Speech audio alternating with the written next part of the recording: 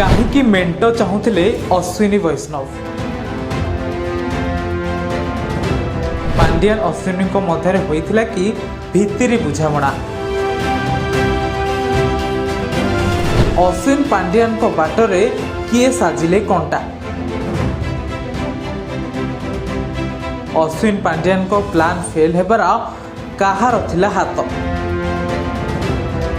ରାଜ୍ୟ ବିଜେପିର ଘର କଥା ଖୁବ୍ ଗଭୀର। ବିଜେପିର ନେତାମାନଙ୍କ ଠାଣି ବୁଝିବା କାଠିକର ପାଠ। କେତେବେଳେ କେଉଁ କଥା ତାହାକୁ ବୁଝିବା ଖୁବ୍ କଷ୍ଟ। ଶାସନ ଭାର ଜଣକ ହାତରେ ଥିବାବେଳେ ଦଳକୁ ଚଳାନ୍ତି ଅନ୍ୟ ଜଣେ। ଏକଥା କାହାକୁ ଅଜଣା ନାହିଁ ଯେ ରାଜ୍ୟ ବିଜେପିରେ ଜଣେ ନୁହେଁ ବରଂ ଅନେକ ନେତୃତ୍ୱଧାରୀ ନେତା। ସମସ୍ତଙ୍କ ନିଜସ୍ୱ ମତ ଥାଏ ଦଳ ପାଇଁ। ସମସ୍ତ ନେତାଙ୍କର ଭିନ୍ନ ମତ।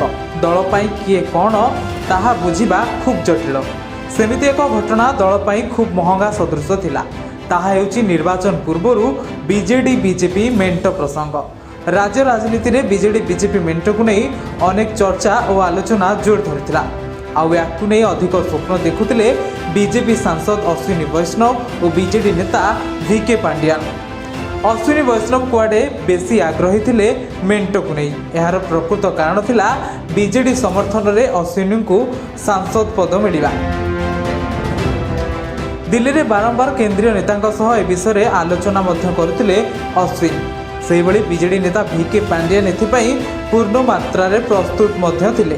ଆଉ ମେଣ୍ଟ ଆଲୋଚନା ପାଇଁ ବାରମ୍ବାର ଦିଲ୍ଲୀ ମଧ୍ୟ ଗସ୍ତ କରୁଥିଲେ ପାଣ୍ଡିଆନ। ଏଥିରୁ ସ୍ପଷ୍ଟ ବାରି ହେଉଥିଲା ଅଶ୍ୱିନୀଙ୍କ ସହ ପାଣ୍ଡିଆନଙ୍କର ଖୁବ୍ ଘନିଷ୍ଠ ସମ୍ପର୍କ ଥିଲା। ଉଭୟଙ୍କ ଭିତରେ ଏକ ଦୃଢ଼ ବୁଝାମଣା ମଧ୍ୟ ହୋଇସାରିଥିଲା। କିନ୍ତୁ ଏହି ପ୍ରସ୍ତାବକୁ ବାରମ୍ବାର ପ୍ରତ୍ୟାଖ୍ୟାନ କରୁଥିଲେ ଦଳ ସଭାପତି ମନମୋହନ ସାମଲ। ବିଭିନ୍ନ ସମୟରେ ନିଜର ଅରାଜିପଣିଆକୁ ଗଣମାଧ୍ୟମ ଆଗରେ ଜାହିର କରି ମେଣ୍ଟକୁ ନାଁ କରିଥିଲେ ମନମୋହନ। ସେପଟେ ଅନ୍ୟ ଏକ ଶକ୍ତିଶାଳୀ ନେତା ଭାବେ ଜଣାଶୁଣା ବିଜେପିର ଧର୍ମେନ୍ଦ୍ର ପ୍ରଧାନ।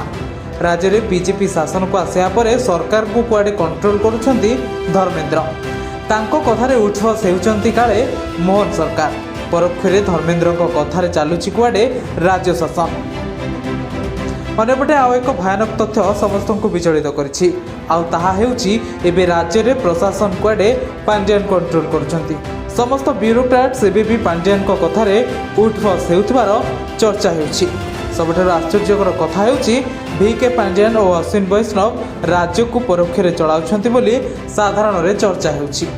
ବ୍ୟୁରୋ ରିପୋର୍ଟ, ଉତ୍କଳ ପ୍ରତିଦିନ।